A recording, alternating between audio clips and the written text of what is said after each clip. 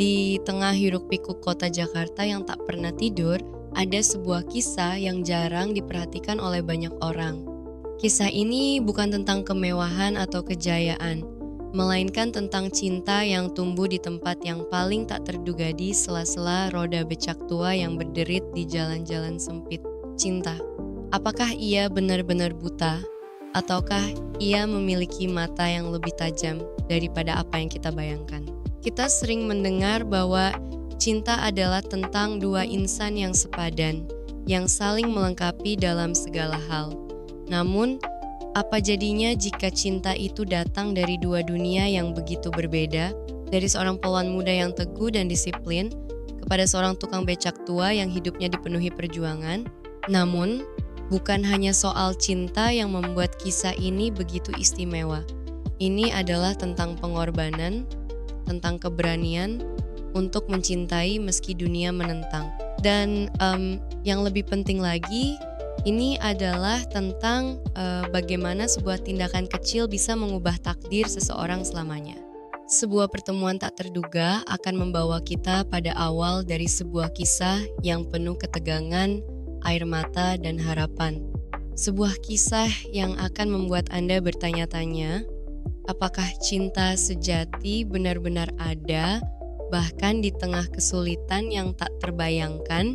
Apakah Anda siap untuk menyelami kisah ini? Mari kita mulai dari awal, saat seorang polwan bernama Bunga bertemu dengan Pak Soleh, seorang tukang becak tua yang menjadi penyelamatnya dalam sebuah malam yang gelap dan penuh bahaya.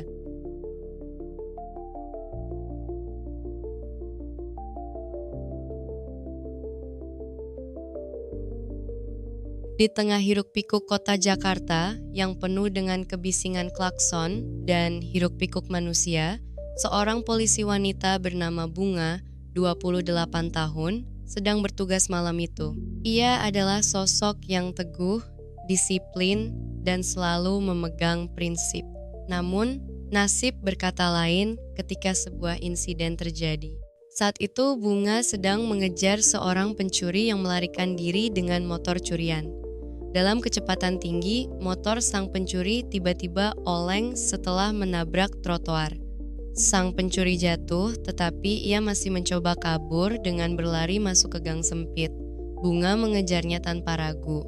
Namun, dalam kegelapan geng tersebut, ia tersandung batu besar dan terjatuh keras. Lututnya terluka parah dan pistolnya terlempar jauh dari genggamannya. Pencuri itu sudah mendekatinya dengan pisau di tangan, siap untuk melukainya lebih parah lagi. Tiba-tiba, suara decitan rem becak terdengar. Seorang tukang becak tua bernama Pak Soleh, 60 tahun, muncul dari ujung gang.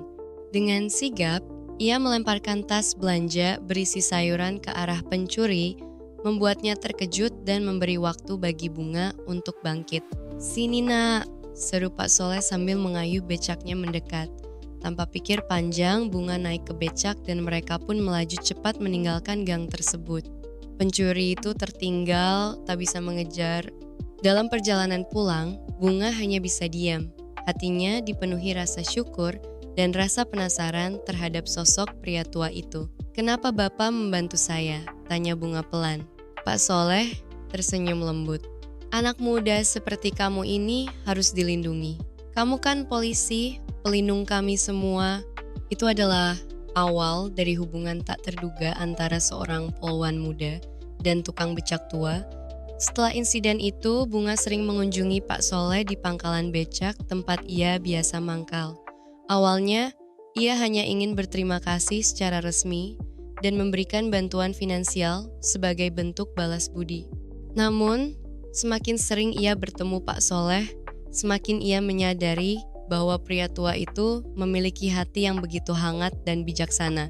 Pak Soleh sering bercerita tentang masa mudanya, tentang bagaimana ia dulu adalah seorang buruh pabrik yang hidup susah, namun selalu berusaha menjaga keluarganya meski akhirnya harus kehilangan istri dan anaknya karena penyakit.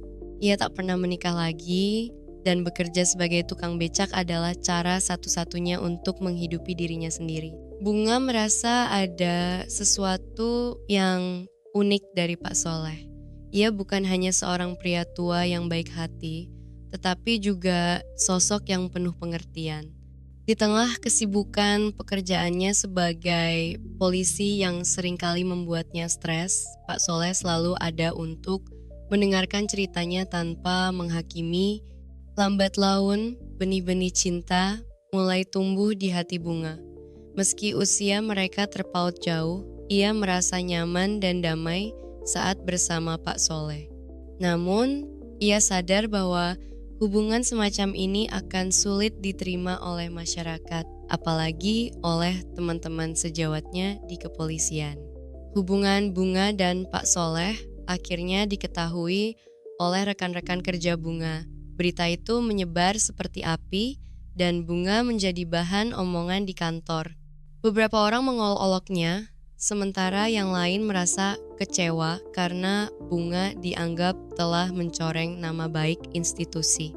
Atasannya bahkan memanggilnya untuk bicara empat mata. "Bunga, apa yang sedang kamu lakukan? Kamu tahu kan, ini bisa merusak reputasi kita," kata sang atasan dengan nada marah. Bunga hanya bisa menunduk. Ia tahu bahwa hubungan ini tidak akan mudah, tapi ia juga tidak bisa menyangkal perasaannya. "Pak, aku tidak bisa memilih siapa yang aku cintai. Pak Soleh adalah pahlawan bagi saya. Dia telah menyelamatkan hidup saya," jawab Bunga dengan suara bergetar. Namun, tekanan dari lingkungan semakin berat. Bahkan, keluarga Bunga pun menentang hubungan itu. Mereka khawatir bahwa Bunga akan menderita jika menikahi seorang pria tua yang miskin. Di tengah badai kritik, Pak Soleh datang ke rumah Bunga suatu malam. Ia tampak lelah, namun matanya penuh tekad. "Bunga, aku tahu ini sulit untukmu. Aku hanya seorang tukang becak tua, dan aku tidak mau hidupmu hancur karena aku. Jika kamu ingin berhenti, aku akan mengerti." Bunga menangis. Ia memeluk Pak Soleh erat, tak ingin melepaskannya. "Aku tidak peduli apa kata orang. Aku mencintaimu, Pak Soleh. Kita akan melalui ini bersama." Setelah banyak pertimbangan, Bunga dan Pak Soleh akhirnya memutuskan untuk menikah. Meski pernikahan mereka sederhana, hanya dihadiri oleh beberapa teman dekat dan keluarga inti. Momen itu terasa begitu istimewa bagi mereka berdua. Namun, kebahagiaan mereka tidak berlangsung lama. Beberapa bulan setelah pernikahan, Bunga divonis hamil. Kabar itu seharusnya membawa kebahagiaan, namun ternyata juga membawa cobaan baru. Pak Soleh tiba-tiba jatuh sakit. Usianya yang sudah tua membuat tubuhnya rentan terhadap penyakit. Dokter mengatakan bahwa kondisinya cukup serius dan ia membutuhkan biaya pengobatan yang besar. Bunga bekerja keras untuk mencari uang. Ia mengambil pekerjaan tambahan di luar jam dinas, bahkan menjual barang-barang pribadinya demi membiayai pengobatan suaminya. Namun, meski ia berusaha sekuat tenaga, kondisi Pak Soleh terus memburuk. Suatu malam, saat usia kandungan Bunga sudah memasuki bulan ke-7, Pak Soleh memanggilnya ke samping tempat tidur. Ia tampak sangat lemah, namun senyumnya tetap hangat. "Bunga, aku tahu waktuku tidak lama lagi, tapi aku ingin kamu tahu. Aku sangat bersyukur telah bertemu denganmu. Kamu adalah anugerah terbesar dalam hidupku," katanya dengan suara parau. Bunga menangis terseduh-seduh. "Jangan bicara seperti itu, Pak Soleh. Kamu pasti akan sembuh." Namun, keesokan harinya, Pak Soleh menghembuskan napas terakhirnya. Ia meninggal dengan damai, meninggalkan Bunga yang sedang mengandung anak mereka. Beberapa bulan kemudian, Bunga melahirkan seorang bayi laki-laki. Ia memberinya nama Solehan sebagai penghormatan kepada sang suami tercinta. Meski hidupnya penuh tantangan sebagai seorang ibu tunggal, Bunga tidak pernah menyerah. Ia bekerja keras untuk membesarkan Solehan dengan penuh kasih sayang. Ia sering bercerita kepada Solehan tentang ayahnya, tentang kebaikan dan keberanian Pak Soleh yang telah menyelamatkan hidupnya. Solehan tumbuh menjadi anak yang cerdas dan penuh semangat. Ia sering bertanya kepada ibunya, "Ibu, kenapa ayah tidak ada di sini?"